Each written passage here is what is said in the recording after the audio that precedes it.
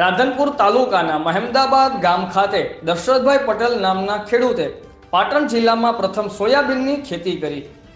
પાટણ જિલ્લાના રાધનપુર તાલુકાના મહેમદાબાદ ગામ ખાતે ખેડૂત દશરથભાઈ પટેલ પાટણ જિલ્લામાં પ્રથમ વખત સોયાબીનની ખેતી કરી। દવા કે અન્ય રસાયણ વસ્તુ નાખ્યા વગર સોયાબીનની ખેતી કરતા પ્રથમ ટ્રાય પાટણ જિલ્લાની અંતર્ગત સારી ઉપજ મળવાની શક્યતા છે।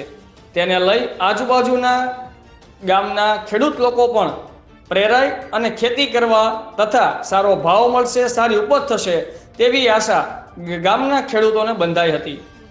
રિપોર્ટર ફારૂકભાઈ ઘાચી, આઝાદ મીડિયા લાઈવ, રાધનપુર।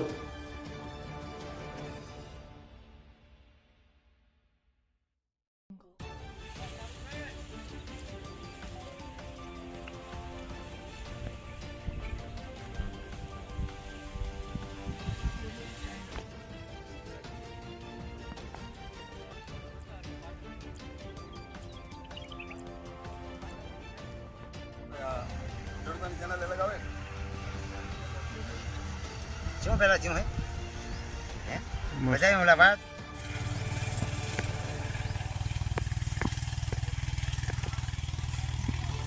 के पाटण जिला अंदर अरे प्रथम खेडूत हाँ तो પછી તમારે વીજળી મોટરું છે ને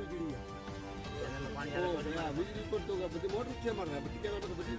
મારું નામ છે દશરથભાઈ પટેલ, ગામ મહેમદાવાદ, તાલુકો રાધનપુર, પાટણ જિલ્લાની અંદર પહેલી વાર મેં આની ખેતી કરી છે।